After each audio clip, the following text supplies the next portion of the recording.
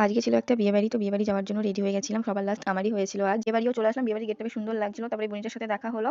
দিদিটাকে দেখছিলাম। আজকে বেশ সুন্দর লাগছে। অন্যদিন অন্য রূপে দেখি আজকে বেশ ভালো লাগছিল। অন্যরকম দেখে। তো নিজের থোবড়াটা দেখার একটু চেষ্টা করছিলাম। বাট থোবড়া বোঝা যাচ্ছে না। তারপরে এরা পোজ দিতে লাগলো। এরা এসে দেখি এখানে এরা গল্প শুরু করে দিয়েছে। তারপরে এই ভাইটাকে জিজ্ঞাসা করলাম, "কতবার কফি খেয়েছিস?" এই বলে, "5 বার খেয়েছি।" তারপরে এই ঠাম্মাগুলো বসেছিল দেখলাম, গল্প করছিল। তারপর আমি একটু কফি নিয়ে নিলাম খাওয়ার জন্য। কফিটা খেয়ে আমিও একটু কফি খেয়ে নিলাম। বেশ ভালো লাগছিল কফিটা খেতে। তারপর দেখি একটা ভাই কান্নাকাটি করছে কফি খাওয়ার জন্য। ঠাম্মা ভাইটাকে দেখি কফি এনে দিল। ভাইটা কফি খাচ্ছিল। তারপরে এই মিষ্টি মেয়েটার সাথে দেখা হলো। এই বুনিটা বেশ মিষ্টি, এমনিও মিষ্টি লাগে, আজকে আরেকটু বেশি মিষ্টি লাগছিল। তারপর ওর সাথে গল্প করতে করতে দেখি বরের গাড়িও চলে আসলো। ওকে টাটা বলে বর দেখার জন্য চলে আসলাম। এদিকে বরের এখন বরণ চলছিল, মিষ্টি খাওয়ানো হচ্ছিল। এবার বরকে নিয়েও ঘরে চলে গেল। আমরাও এই সাইডে চলে আসলাম। দেখি ঠাম্মাগুলো বলে একটু ছবি তুলবে, তাই ছবি তোলার জন্য পোজ দিচ্ছিল। আর এই কাকিমাগুলো ছবি তুলছিল। ওই কাকিমাটা তো কফি খাচ্ছিল, তাই ক্যামেরা দেখে সরে গেল, মানে কফি খেতে আর কি ব্যস্ত ছিল।